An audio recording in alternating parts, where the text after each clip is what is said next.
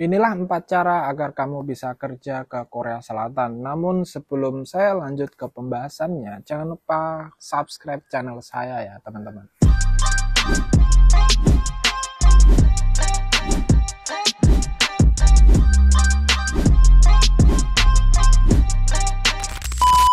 Kerja di Korea Selatan memang menjadi impian banyak orang. Mereka punya alasan mengapa mereka itu berminat sekali kerja ke Korea Selatan. Salah satu alasannya yaitu gaji di Korea Selatan itu gede, ya, bisa mencapai 23 sampai 35 bahkan juga lebih. Terus kemudian UMR di Korea Selatan itu tiap tahun meningkat.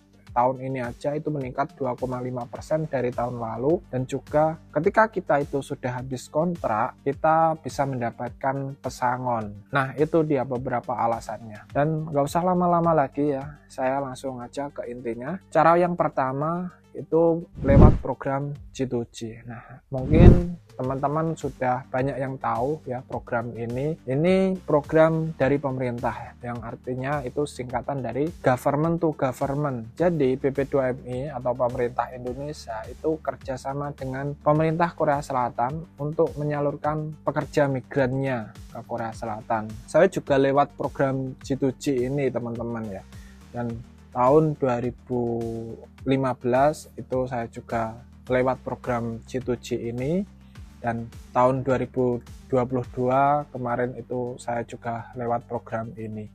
Jadi program ini memang program yang sangat saya sarankan, dan program ini dijamin aman ya karena resmi dari pemerintah, dan juga biayanya itu nggak terlalu mahal ya kalau untuk program G2G ini. Dan untuk program G2G itu ada 5 sektor ya untuk saat ini 2024 ini, yaitu sektor manufaktur, kemudian sektor fishing, shipbuilding atau di galangan kapal, servis 1 itu salah satunya di kurir ya, atau ekspedisi, kita ngantar-ngantar paket itu, dan untuk servis 2 itu kita kerja di restoran, rumah makan orang Korea, dan juga kerja di hotel.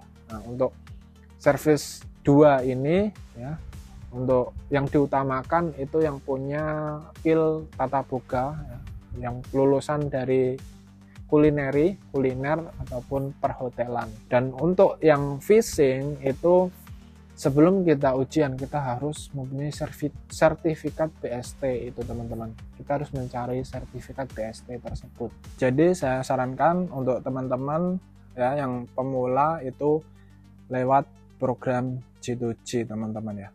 Terus kemudian untuk yang kedua ya, cara yang kedua itu adalah lewat program P2P teman-teman, atau private to private.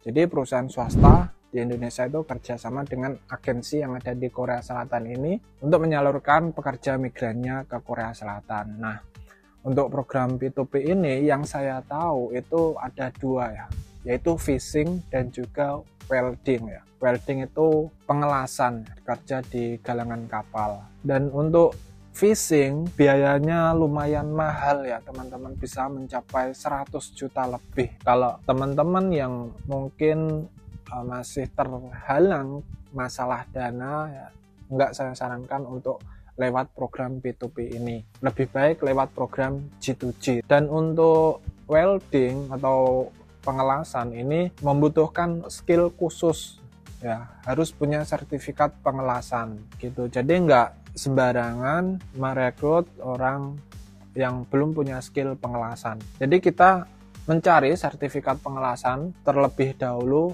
lalu kita baru proses P2P welding ini. Dan untuk P2P welding ini visanya langsung E7 ya, yang saya tahu langsung visanya E7, visa profesional, pekerja profesional. Jadi ini nggak dibatasi sama kontrak kerja gitu ya, bisa perpanjang 2 tahun, perpanjang 2 tahun, perpanjang seperti itu. Tapi untuk yang G2G ya, yang G2G itu pun juga bisa mengajukan pergantian visa E7 kalau kerja di Korea ini sudah lebih dari 4 tahun. Dan untuk cara yang ketiga itu visa D4 atau visa pelajar. Dan untuk visa pelajar ini saya masih belum tahu gimana persyaratannya, gimana prosedurnya dan biayanya. Jadi teman-teman bisa searching aja di Google ataupun di YouTube, itu banyak ya. Dan saat saya waktu di Dokjeong-yok itu ketemu sama teman Indonesia, saya tanya dan ternyata dia itu menggunakan visa pelajar di sini, itu dia belajar di sini di universitas apa itu saya lupa, dan dia minta kontak ke teman saya. Dia libur selama 3 bulan, dan selama 3 bulan itu dia cari-cari info pekerjaan seperti itu, dan dia tanya ke teman saya, pabrik saya ini kebetulan nggak ada lowongan kerja. Dan untuk cara yang keempat ya, ini nggak saya sarankan sama sekali karena ini resikonya lumayan tinggi, yaitu menggunakan visa turis. Jadi untuk visa turis ya, ini visa pelancong ya, sebetulnya kita itu kesini jalan-jalan berwisata, tapi ada beberapa orang yang menggunakan visa turis digunakan untuk bekerja. Kalau itu ketahuan oleh pihak imigrasi, itu bisa didenda ya, dicekal, didenda, terus kemudian dideportasi, dipulangkan ke Indonesia, di blacklist namanya di sini ya.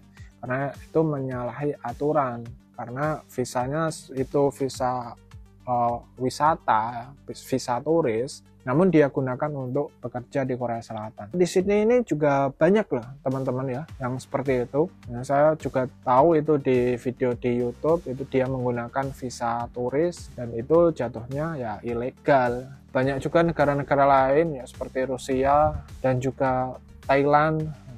Ada cerita teman saya itu sepabriknya daerah bawah itu pabrik makanan, satu pabriknya orang asing, orang Rusia, dia menggunakan visa turis dan dia bekerja di situ.